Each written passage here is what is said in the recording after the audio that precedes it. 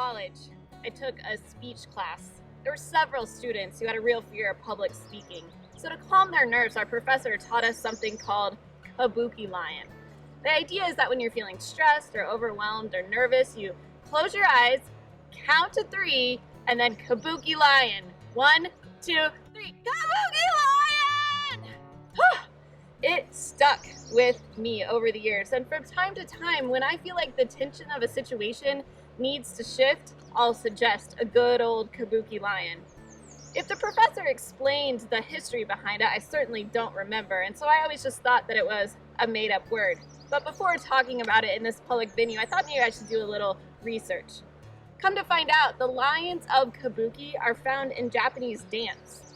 The mythical lion spirits, for some reason, have a habit of entering and possessing human beings. Perhaps you've seen them but weren't aware of the history. As we think about mental health, the word mental oftentimes leads us to believe that it's all about our mind. If we can think it, then we can do it, right? As I've walked my journey with depression and anxiety, I've worked to develop mental health strategies. And I've become a firm believer that you can't think your way out of everything.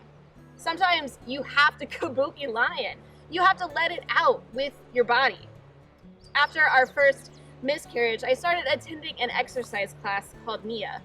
Part of the experience is using your voice. The hi-yas of things like karate are used, or the drumming sounds that encourage you to just let it out even if you don't have words. Now this can get some pretty weird looks from others using the gym because white Americans oftentimes have a hard time with this level of expression. I have a friend that works at a children's hospital, and he oftentimes has to intervene when doctors and nurses are uncomfortable with African women's cries of grief. However, using our bodies in this way shouldn't be uncommon. Just think about Jesus in the Garden of Gethsemane. He falls to his knees. He cries out. It shouldn't seem foreign to us, though. Just think of Jesus in the Garden of Gethsemane. He falls to his knees. While the others slept, he cries out.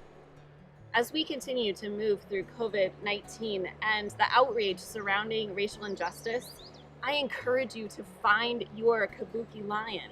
It doesn't solve the problem, but I've found that it sure helps me look at the problem through a different window.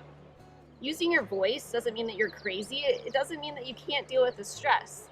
It means that you're giving the stress a way out. It doesn't mean that you aren't praying enough. It means that you're praying with all of your mind and all of your heart and all of your strength.